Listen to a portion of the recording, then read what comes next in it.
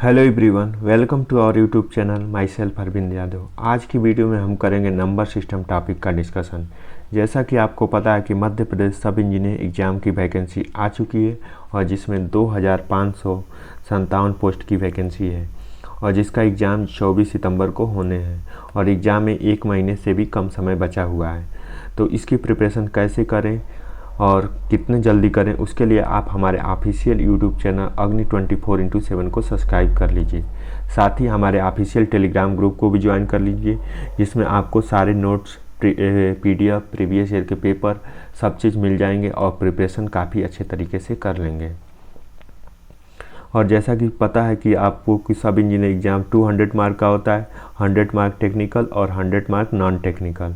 और non technical में math subject जो कि काफ़ी इंपॉर्टेंट सब्जेक्ट है और जिसमें 14 मार्क के क्वेश्चन आते हैं, उसमें भी इम्पॉर्टेंट टॉपिक है नंबर सिस्टम।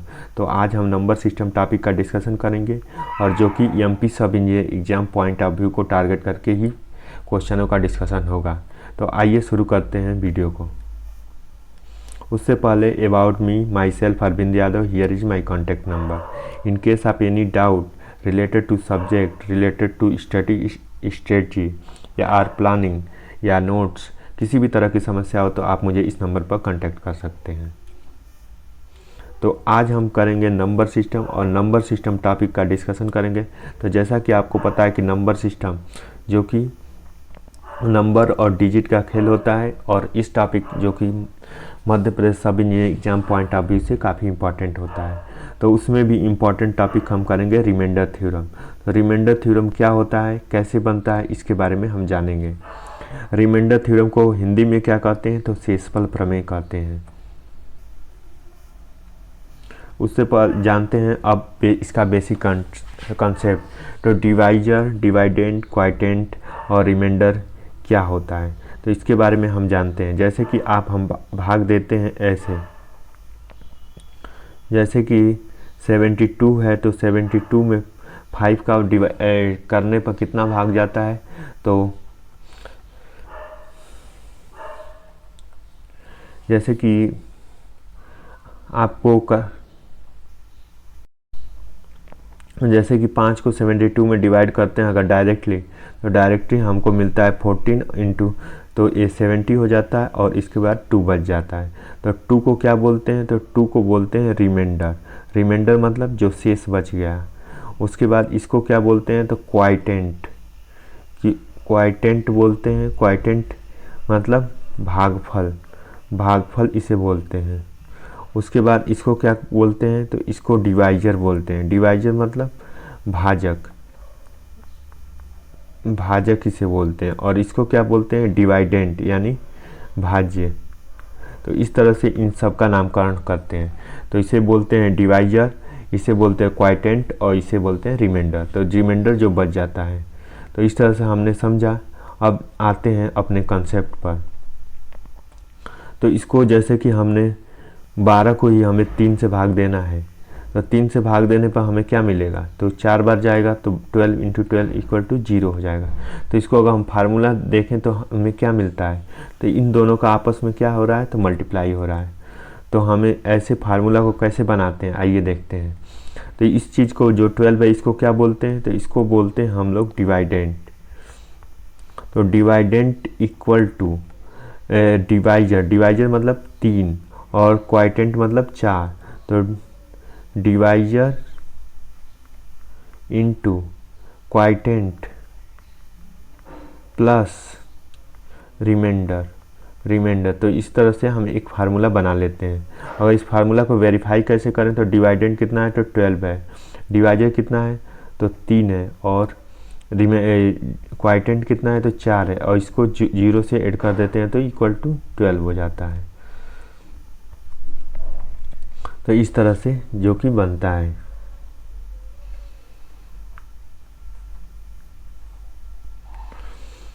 उसके बाद अगर हम इसको एक अनदर एग्जांपल से समझें, जैसे कि आपको 21 लेना है, तो 21 को अगर हम 2 से करें, तो 2 से करें तो कितने बार जाएगी, 10 टाइम। और यहाँ कितना होगा, 20, तो 1 हो जाएगा। तो इसको अगर हम वेरीफाई करें तो 20 हो गया, फिर 2 इंटू 10 प्लस 1 इक्वल है, यानी फार्मूला करेक्ट है। इस तरह से, तो इस तरह से हमने फार्मूला को समझा, जो कि 1 क्या है तो रिमाइंडर है, 10 क्या है तो क्वाइटेंट है, और 2 है डिवाइजर, और 21 है डिवाइडेंट। अब आते हैं इम्पॉर्टेंट कंसेप्ट पर, और इम्पॉर्टेंट कंसेप्ट क्या है इसको जानते हैं। जैसे कि आपको पता है कि a का पावर n प्लस b का पावर n इक्वल टू क्या होता है, इसको किससे डिविजिबल है, तो ये है a प्लस बी और a माइनस बी से। तो if n equal to odd number, अगर n ऑड नंबर होता है तो क्या होगा, तो ये किससे डिविजिबल होगा, तो a प्लस बी और a माइनस बी से नहीं होगा। अब कैसे होता है इसके बारे में हम समझते हैं। तो सबसे पहले तो पहला कंसेप्ट है कि a power n plus b का पावर n इक्वल टू, अगर n ऑड नंबर है तो n ऑड नंबर है तो इसको समझते हैं। जैसे कि a की पावर 1 हम रखते हैं, b की पावर 1 रखते हैं, तो हमें क्या मिलता है, a प्लस बी मिलता है। उसी तरह a cube plus B cube equal to रखते हैं तो हमें क्या मिलता है, a प्लस बी, और दूसरा ब्रैकेट में क्या मिलता है, a square minus a b plus b square. लेकिन इसी तरह अगर हम a की पावर 5 लिखना है तो हम कैसे लिखेंगे, a की पावर 5 प्लस b की पावर 5। तो सबसे सिंपल तरीका कि पहले ब्रैकेट में a प्लस b तो होगा ही होगा, दूसरे ब्रैकेट में क्या होगा, तो हम लिखेंगे a की पावर 4, एक घटा देंगे। ये घटाते क्यों है, क्योंकि बाइनोमियल थ्योरम एक्सपेंशन जबकि फार्मूला होता है उसके हिसाब से लिखते हैं, तो उसको हम बता रहे हैं आगे। तो a की पावर 4 प्लस a की पावर 3 और a की पावर स्क्वायर 2, a की पावर 1 और a की पावर 0। तो इस तरह से ब्रैकेट लगा लेंगे। अब उल्टा करते हैं, b की पावर यहाँ पर क्या करेंगे, b की पावर 4 करेंगे, b की पावर 3 करेंगे, b की पावर 2 करेंगे, b की पावर 1 और b की पावर 0। अब प्लस माइनस अल्टरनेटिव करेंगे, तो प्लस, उसके बाद माइनस, उसके बाद प्लस, उसके बाद प्लस, उसके बाद फिर माइनस और फिर प्लस। इस तरह से अल्टरनेटिव करेंगे तो क्या फार्मूला बन जाएगा उसके बाद, तो उसके बाद फार्मूला बन जाए, एक b की पावर 0 मतलब 1 ही हो जाता है, a की power 4 a cube minus b a square plus b a square b square, फिर उसके बाद a b क्यूब और फिर b की पावर 4। तो इस तरह से अगर हम फार्मूला देखें तो फार्मूला जो बन जाएगा,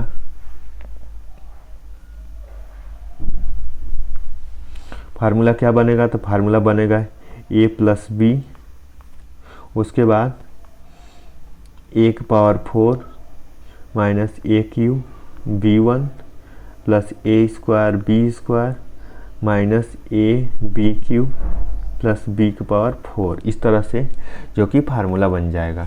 तो इस तरह से अगर हम करें तो किसी भी संख्या का हम लिख सकते हैं। तो आइए देखते हैं किसी और बड़े नंबर का लिख के देखते हैं। जैसे हमें लिखना है a की पावर से, पहले उसको समझते हैं कि कैसे लिखते हैं। जैसे कि NCR का फार्मूला क्या होता है, ये नहीं, जैसे a प्लस बी का लिखना है तो a प्लस बी को हम कैसे लिखते हैं, NCR a की पावर n माइनस 1 और b की पावर n। इस तरह से जैसे a प्लस बी को हमें लिखना है तो कैसे लिखेंगे, a प्लस बी की पावर n है तो NCR, n क्या होता है, जो कि यूनिट होती है, r जो कि कितना बार लिखना है।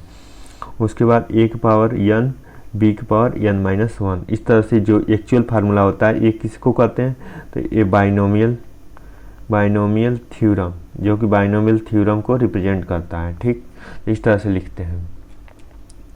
तो अब आते हैं, जैसे कि a की पावर 7 लिखना है तो a की पावर 7 प्लस b की पावर 7 को लिखना है तो इसको कैसे लिखेंगे, तो सबसे पहले हम सिंपल लिखेंगे a प्लस बी, फिर अगले ब्रैकेट में शुरू करेंगे a की पावर 6 प्लस a की पावर 5 प्लस a की पावर 4 प्लस a की पावर 3 a की पावर 2 a की पावर 1 a की पावर 0। फिर यहाँ से शुरू करेंगे a की पावर b की पावर 6 b की पावर 5 b की पावर 4 b की पावर 3 b की पावर 2 b की पावर 1 और b की पावर 0। अब फिर अल्टरनेटिव, पहले प्लस, उसके बाद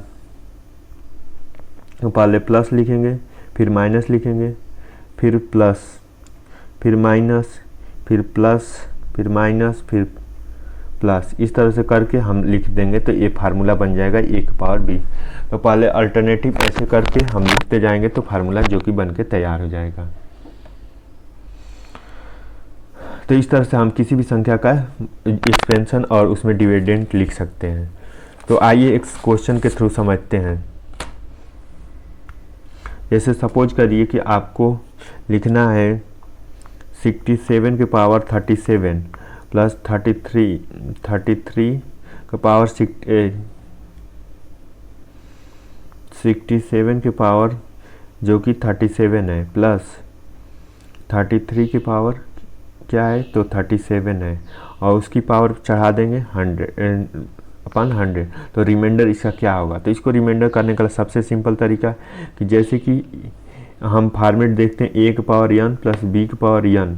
तो n क्या था? तो n जो कि ऑड नंबर था, तो n ऑड था तो क्या आता था? तो a प्लस b तो हमेशा आता था उसमें हर क्वेश्चन में। जैसे क्यूब भी करते थे, स्क्वायर क्यूब करते थे, या a की पावर 5 n की वैल्यू 5 रखते थे तब भी आता था, n की वैल्यू 7 रखते थे तब भी आता था। तो a प्लस b तो रहेगा ही रहेगा। तो अब इसमें कैसे करेंगे?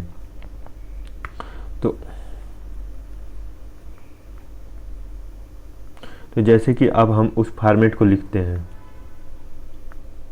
तो जैसे कि 6 है तो इसको a प्लस बी करने का मतलब 67 प्लस 33 कितना होगा? तो a 100 हो जाएगा। तो a 100 और नीचे 100, तो ये क्या होगा? इस ब्रैकेट में कुछ जो भी रहेगा वो तो लिखेंगे ही लिखें। तो 100 क्या होगा? ये डिवाइड हो गया, तो रिमाइंडर क्या बच जाएगा? तो 0 बच जाएगा। तो इस तरह से हम रिमाइंडर थ्योरम के क्वेश्चनों को कर लेते हैं। एक और एग्जांपल से समझते हैं। जैसे कि 17 के पावर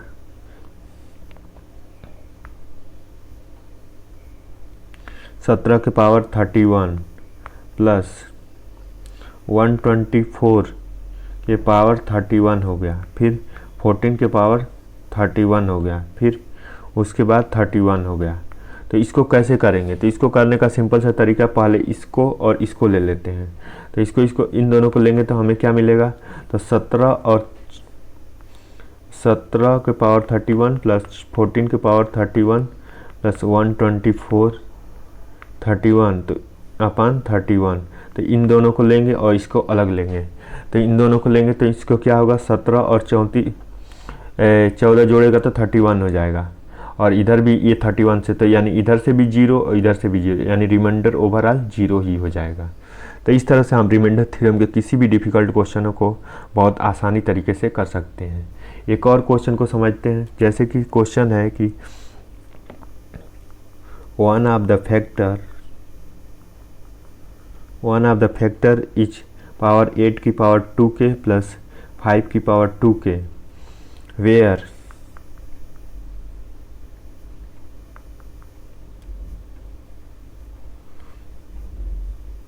जैसे कि वन ऑफ द फैक्टर 8 की पावर 2k प्लस 5 की power 2k and where k is an odd number. तो ऑड नंबर है। तो अब हम इसको कैसे करेंगे? 8 की पावर 2k प्लस 5 की पावर 2k। तो जैसे हम जानते हैं कि जैसे कि हम एक सीरीज जानते हैं कि a की पावर m होता है, तो a की पावर m इंटू a की पावर n ऐसे भी लिख देते हैं। तो a की पावर m यानी 2 को इसमें कर देंगे, तो 2 को अगर इधर ले लेते हैं तो क्या होगा? तो 64 into k plus 25 into k हो जाएगा, और इसको जोड़े तो क्या फैक्टर हो जाएगा? a की पावर m प्लस a की power n, a plus b जुड़ेगा तो क्या होगा? तो a हो जाएगा 89। तो 89 जो कि इसका एक फैक्टर होगा। तो 89 इस नंबर का एक फैक्टर होगा। तो इस तरह से हम क्वेश्चनों को कर लेंगे। So thank you so much for watching this video. मिलते हैं अगली वीडियो में कुछ और अच्छे कंसेप्टों के साथ। तब तक के लिए चैनल को सब्सक्राइब कर लीजिए, साथ ही अपने दोस्तों के साथ शेयर करना न भूलें।